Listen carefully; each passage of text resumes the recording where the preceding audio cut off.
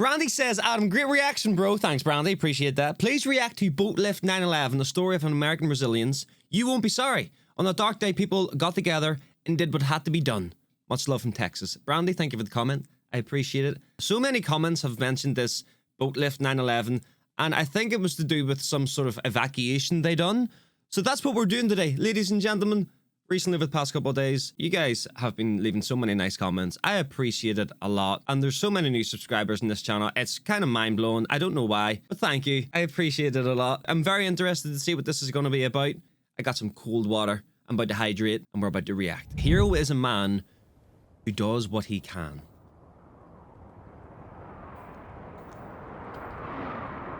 Jesus. I thought I was watching a movie. Towering Inferno at first. Me too. And then I looked real close, and I noticed it was the World Trade Center. I was compelled because I'm a type of person that can't stand by and watch other people suffer. And to me, they were suffering. They wanted to get off the island. And there was no way for them to get off the island other than the water.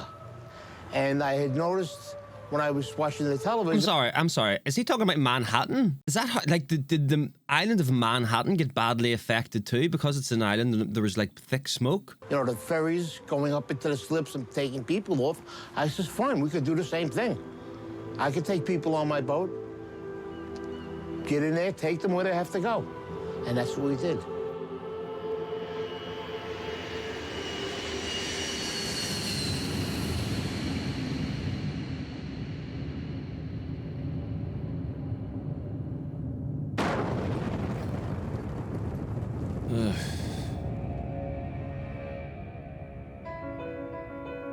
On the morning of September 11th, when the towers came down, millions of people ran for safety. Who is that speaking? Hundreds of thousands of them ran south to the water's edge. That's when they realized that Manhattan is indeed an island. Who's narrating this? Why do I recognize his voice from somewhere? I know as soon as you guys tell me who this is, I'm going to be like, I should have known that. That is one of these things that annoys me, you know, when you don't know something. That they were trapped. They were feeling helpless.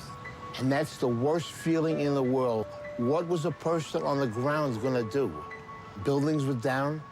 There were people laying under the rubble of the building. Firemen, civilians. My wife was there, and I turned around. I says, I've got to go do something. Just like that. And she looked at me. She says, what are you going to do, you maniac? I says, I'm going to take the amberjack up into the city and help. She says, but what if they're attacked again? I says, well, then that's something I have to live with. I says, I have to do what I have to do.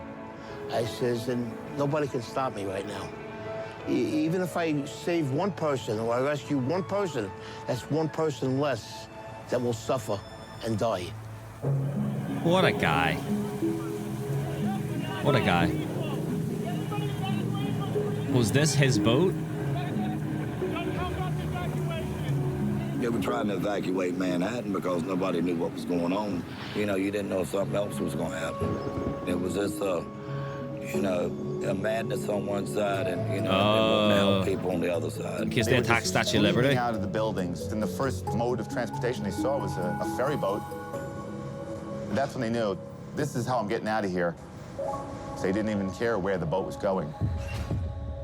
There wasn't panic in New York in the beginning, just volume. It wasn't until the first building fell that there was panic. Fuck. You heard the building go down, but we're in the slip, so we can't see it. That's Makes me when we feel started sick. letting go, and then all of a sudden, engulfed. You couldn't see anything.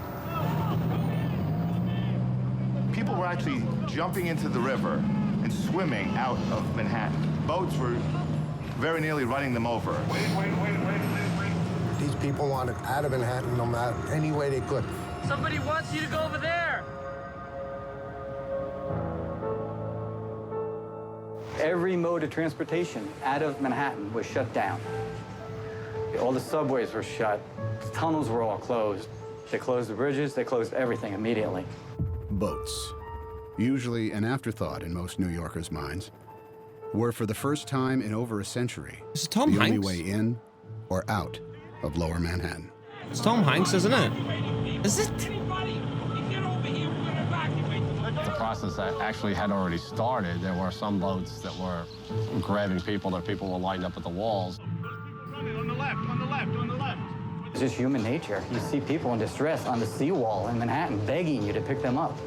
You have to pick them up. They didn't know what was going on. They seen the building getting hit with these two planes. As far as they was concerned, you know, we were being bombed. Is there anybody that's in the comments right now that was like that worked around that area or like had shops or anything like that were like affected by this? I love reading through comments and stories, guys, of where you were on this day. So please feel free to share. Obviously, don't if you don't want to share anything, but I'd like to read some things. Whenever you see this, it's crazy. No matter how long passes, it doesn't really get any easier to watch, right? I was wondering if they were going to come on the boat, if they had people with bombs, or if they were going to come on. We're a big orange target in the middle of that harbor. My job is to keep the boat safe, the passengers safe, my crew safe. Everybody was in shock, running around. They didn't want to leave their families. They had loved ones running around the city. Nobody has a baby! Nobody has it! There was one guy ran from the apron and jumped onto the boat. He grabbed onto the metal, climbed up right next to the pilot. So I'm going out there to say something. He slides down to the next deck. So the deckhands get him and go, what are you doing? He goes, I'm jumping for my life. So, you couldn't argue with him there. Can't argue with people, yeah. People's instinct is to survive. When you start throwing like rules at people, the survival instinct will just take over every single time. So yeah, I completely understand and respect where he's coming from. Personally, I'd probably do the same thing. If I was panicking for my life, I would do almost anything to preserve my life. I feel like everybody would do the same, unless it was affecting people that I loved. I'd put people who I loved before me. But in like this instance, where everyone's trying to get onto a boat, I feel like that survival instinct in everyone just kind of takes over, and that's why people panic. There was a small boat. I feel like if you're honest with yourself, Manhattan, you'd probably do the same. I thought the boat was going to flip over because so many people were trying to get on. And as I looked behind, they were just 10 deep. And that's kind of what gave us the idea. We decided that this has to get better organized and we better do it, and that's what we did. So we decided to make the call on the radio. All available boats. This is the United States Coast Guard aboard the pilot boat, New York. Anyone want to help with the evacuation of Lower Manhattan? Report to Governor's Island. When that call came on the radio, they were coming. Oh, I'm so sorry, guys. I'm getting mixed up. Manhattan is not where the Statue of Liberty is, right? Statue of Liberty's on Liberty Island, right? Oh, I'm sorry. I'm so sorry. I understand now. My bad. If I annoyed anyone, my bad. Who was going to respond? About 15, 20 minutes later, they're just boats all across the horizon. Wow. Literally 100 targets converging on the lower part of Oh Manhattan. my God, When we came out that's of that dust crazy. Tugboats. I've never seen so many tugboats all at once. There was just like a fleet of tugboats headed to Manhattan. If it floated and it could get there, it got there. All different size, shapes, and forms. And they were zooming across this water. Ferries, private boats, party boats. I worked on the water for 28 years. I've never seen that many boats come together at one time that fast. Jesus. One radio call, and it just came together just that fast. That's crazy. Hundreds of boats converged on the city, leaving the sun-bathed harbor behind them. Dead ahead, the unknown. That was something I won't forget. It was just low, dark, acrid, black smoke. It's like there was a big chimney in Manhattan. When we pulled into Pier 11, the dust was unbelievable. And then out of nowhere, you just kept on seeing people coming. They looked like zombies coming through the fog, and you knew that those were human beings. Don't leave us. Please don't leave us here. Take us. At that point, the Coast Guard said, not how many people are you allowed, how many people can you fit? Come on, guys. Everybody coming? Get your ass over here now. Now. boats started hanging, literally would take a bed sheet off a bunk and a can of spray paint and paint their destination on.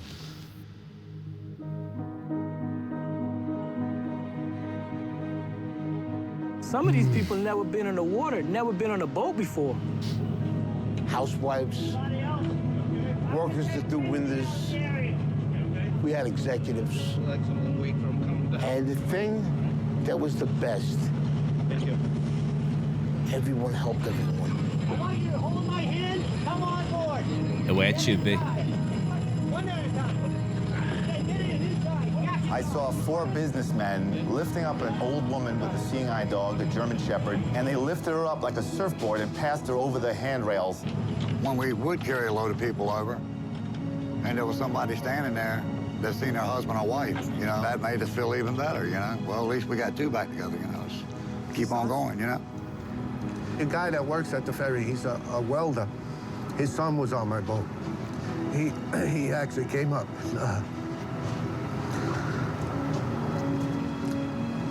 He thanked me. We went back and forth all day long, carrying boatloads, as many as our boat would hold. And it was a lot of people. A lot of people. Is this before or after they collapse? You couldn't have planned nothing to happen that fast, that quick. No training. This was just people doing what they had to do that day. You forget all about what you're supposed to do, what they teach you in school, and you say, you know what? Morally, this is the right way to go, and deep down, this is what I'm gonna do. Average people. They stepped up, and when they needed to, they showed me, you know, The way when it should American be. people need to come together and pull together, they will do it. I do feel a way honored that I was a part of it. It was the greatest thing I ever did with my life. The greatest day that I've ever seen in all my boating. I mean, That's my nice. life on the water. The Great Bittersweet, Boatlift though. of 9/11 became the largest sea evacuation in history. Larger than the evacuation of Dunkirk in World War II, where 339,000 British and French soldiers were rescued over the course of 9 days. On 9/11, nearly 500,000 civilians were rescued from Manhattan by boat. It took less than 9 hours. Jesus. I believe somebody has a little hero in them. You gotta look in. And it's in there. It'll come out if need to be. I have one theory in life. I never want to say the word I should have. If I do it and I fail, I tried. Very good way to If I live, do it and man. I succeed, better for me. And I tell my children the same thing. Never go through life saying you should have. If you want to do something, you do it.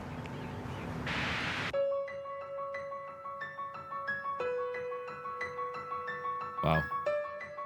500,000 people rescued in 9 hours. Jesus. All right, guys. Thank you for telling me to watch this. I absolutely loved this. I absolutely loved this. I seen one of the comments saying there's a couple of videos on the Manhattan, or is it, sorry, the Boston. There was a bomb in Boston that went off. I don't know much about that, so I could check that out if you guys would be interested in seeing that. We could maybe learn something together. This is what this is as well. I kind of want to just kind of educate myself more on these type of topics. So that's why I do it. And obviously there's a way in there that I can interact with you guys as well. The favorite part about doing this is seeing your comments as well, because like I said earlier in the video, so many of you guys told me your stories, and I want to continue to do that because it's what doing YouTube is all about, interacting with an audience. That's my favorite part. So guys, thank you for watching to this point. I appreciate it a lot. Thank you. I just want to touch on something, guys. I seen there was like maybe 2 or 3 comments saying that I curse too much. Yeah, I don't. If I want to curse, I'm just gonna curse. So if that's not your cup of tea, I'm sorry about that. I curse. I'm from Belfast. We curse at breakfast. So if that's not your cup of tea, feel welcome to never come back again. I'm just putting it out there. That's who I am. I'm not going to change who I am just because 2 or 3 people don't like it. It is what it is. You have yourself a good day, ladies and gentlemen. Stay positive. Stay you. Peace.